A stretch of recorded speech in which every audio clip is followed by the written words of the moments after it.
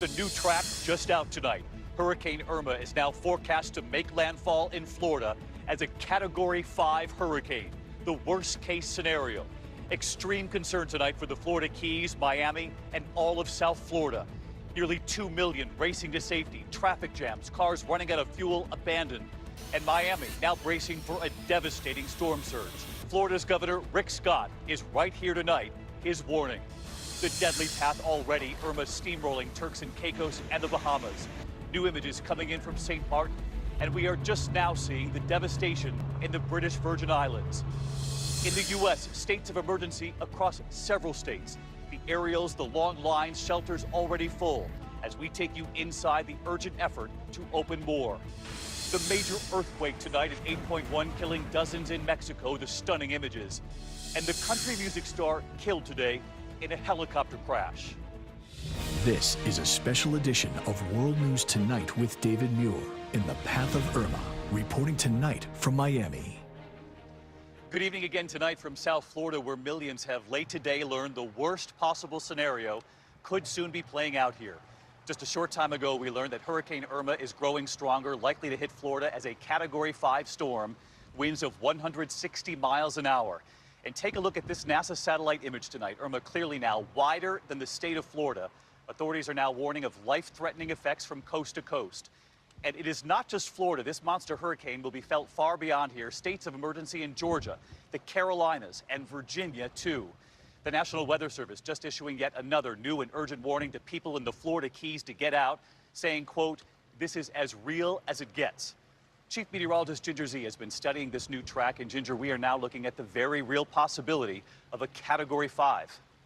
And if it makes landfall as a Category 5, that would only be the fourth in U.S. history, David. Now, it doesn't matter whether it's a strong Category 4, a weak Category 5. This is a catastrophic storm that is coming toward Florida in the next 36 hours. It's 5 a.m. where this storm is right next to the Florida Keys. Storm surge, a big issue. You can see the path, the comparison here between Andrew and Irma. A lot of people are making that.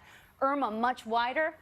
But boy, this storm, not just wide, but also the track is very long and all the way up the state of Florida. So from Orlando up through the Florida-Georgia line, we're going to give you the track in just a couple of moments. David? Ginger, thank you. And we have just learned moments ago that Monroe County here, home to the Florida Keys, will open 4 shelters of last resort now for people who did not heed the warning to get out. For those who did pack up their cars, and there are millions. Just look at the traffic tonight. A mass evacuation is underway. Traffic on the Florida Turnpike all going one way. Cars bumper to bumper, some running out of gas, forced to leave their cars behind. ABC senior national correspondent Matt Gutman is in Fort Lauderdale tonight. Tonight, this river of humanity log-jamming Florida's 3 main routes out of the storm zone. We are running out of time. The storm is almost here. If you are in an evacuation zone, you need to go now.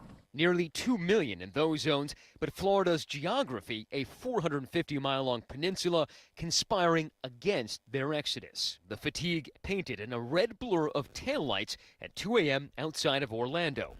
150 miles south was David Loeb. 4:04 a.m.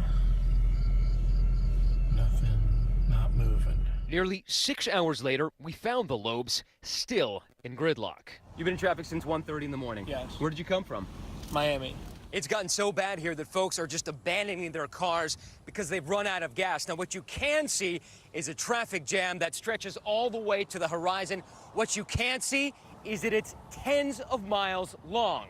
And it's worse tonight on I-95 just off of the Florida-Georgia line. There are more than 4,000 vehicles an hour. Gas stations already closing across the state. Nearly a third are out of fuel. And those shortages are extending to neighboring states. This place is servicing hundreds of cars an hour, and the only way to keep those pumps going is with tankers at the ready. We hopped in with the very last fuel tanker leaving the Port Everglades fuel depot near Fort Lauderdale. So what is it like to be delivering literally the last tanker of fuel out to these people who need it? Well, it's a big relief for me, working hard, and hopefully some more people will be happy. And Matt Gutman joins us now live from Tamarack, Florida. Matt, you've been on the road all day. Tell us what the traffic is you're seeing now and the fuel concerns. That's right, David. It seems that most of South Florida has emptied out. The only places where we've seen people are in shelters or waiting in gas lines like this. But the last fuel tanker has come and gone from here. And the police officers here on the scene tell me that these pumps are also going to run dry this evening. David. We saw so many lines at gas stations today as well, Matt. Our thanks to you. There were urgent pleas at Miami's airport for people not to show up unless they already had tickets. Every passenger jet sold out. And tonight, the last flight's now taking off. And take a look at this radar. From midday, the sky full of flights, the highest concentration right there over Florida, people escaping the storm zone. So this evening, where are they now taking the people who could not get on those flights? ABC's Amy Robach is there. Today, a crush of passengers hoping to make the last flight out of Miami. Lines of desperate passengers snaking through the airport, a sea of bags piling up in the terminal. A whole week without electricity, internet, food, especially when you have a baby, it's harsh. Airlines adding thousands of seats and sending bigger jets to fit more passengers. Tonight, the terminal nearly empty. The last flights taking off. Nick Williams is one of the lucky ones who's getting out. Did you plan ahead? Did you get a last-minute ticket? I got a last-minute ticket like this afternoon. But so many here with no flight home. The airport is now busing those stranded passengers to a nearby shelter to ride out the storm. You don't have your bags? No. You just have this, and now you're being bused to a shelter. Yes. That has to be incredibly overwhelming. You just want to go home. Yes, that's all. That's what I want. And David, a stunning number for you tonight. Miami International Airport saw more passengers today than it has in any other single day in the last 10 years. And even still with that number, as we've been reporting, so many passengers still left without a flight, stranded. They are now being bused to local shelters across Miami to ride out this monster storm. David? Wow, more passengers today than any day in a decade. Amy, our thanks to you again tonight. And the passengers who did make it onto those flights no doubt saw the images on the TVs throughout the airport today. The devastation across so many of the islands of the Caribbean. Buildings, homes, hotels wiped away. And there are new images emerging tonight from the British Virgin Islands. They are stunning. Irma has left a trail of devastation there, nothing left of the homes on this hillside. At this hour, the storm is now striking the Bahamas, and ABC's James Longman is right there in Nassau tonight. Irma's fury, wind and rain pounding the Bahamas tonight as it carves a deadly path towards the U.S. mainland. The wind is really starting to pick up now, and the eye of Irma is about 200 miles in that direction. But people here have seen what's happened to their neighboring islands, and they're bracing themselves. The Virgin Islands laid to waste and now dealing with serious flooding. In St. Martin, cars strewn about like toys, trees stripped bare of their leaves. French and Dutch military part of an international aid operation. Turks and Caicos, St. Bart's and St. John, the picture's almost apocalyptic. At least 21 now dead, among them a 2-year-old boy swept away by waters in Barbuda, where a shocking 95% of homes no longer stand. His mother evacuating. Tomorrow I'm gone. Thousands of Americans now stranded. And I'm doing everything I can to get home. On Turks and Caicos, Colorado native Kelsey Priests speaking with her family just before Irma struck. You call, you say goodbye, you tell them you love them. That's all I can do. That's all I can do. And James Longman joins us tonight from Nassau in the Bahamas. And James, it was last night here we spoke with the Prime Minister of Barbuda, who was extremely worried about this second powerful Hurricane Jose that now may strike Barbuda again after that island was nearly completely destroyed. Yes, and Jose is now at a Category 4, David, which means 150-mile-an-hour winds. They're trying to get the 1,600 residents of Barbuda off onto Antigua, which wasn't so badly hit last time. But as for us here in the Bahamas, we're waiting on Irma. These winds are really picking up now. All right, James Longman, you and the team stay safe there in Nassau tonight. Thank you. Those images are proof enough of the power of this hurricane. And again, now forecast to hit as a Category 5 Sunday morning right here in South Florida, a direct hit. And tonight, my interview with Florida's Governor Rick Scott, what most concerns him and his new warning tonight. Governor, hi. Thank you for doing this. Sure. I know you're incredibly busy. One of the things, Governor, you have talked about is the scope of Hurricane Andrew and that this hurricane is bigger. One thing I've said to people all along is on top of the fact that this is way bigger. I mean, this is bigger than our state, but you can have 5 to 10 feet of storm surge. I mean, this is going to cover homes. We didn't have that in Andrew. That's why I'm telling people, if you're told to evacuate, evacuate. I'll do everything I can to help you get your house back and get your possessions back. I can't get your life back. Governor, you've been watching the storm track. It's now shifted slightly to the west. Right. Direct hit on Miami, South Florida, right. And then straight up the state. Right. I mean, this is worst case scenario? Yeah, I mean, it's both coasts are going to be impacted. If you're in an evacuation zone, do it now. This is basically your last day. We were out this morning. We saw the lines for fuel even before the sun came up, taillights stretching as far as you could see. You know you're running out of fuel in some places. We saw reports out of Gainesville, in fact, the last thing we saw. How are you getting fuel there? So here's what we've done. We got more fuel into our ports. We had 3 tankers come into Tampa yesterday, providing law enforcement escorts to get tankers to the gas stations from the fuel depots. I'm trying to get as much fuel in the state as possible. And so you've got to get out now. So I'm worried about the wind. I'm really worried about the storm surge. Governor Scott, I know you're a busy man. We really appreciate it. Best of luck. Thank you. Governor Scott trying to warn this entire state coast to coast. And tonight, many of those listening to him going to shelters are finding this. In Miami-Dade County, some people turned away, shelters full, now being bused to other safe spots in Miami-Dade County. From a dozen shelters early today to more than 40 now by tonight. Tonight, the urgent effort now to open more shelters. Already about a dozen open in Miami-Dade County. But those shelters are filling up. Guards standing outside, letting people in one by one.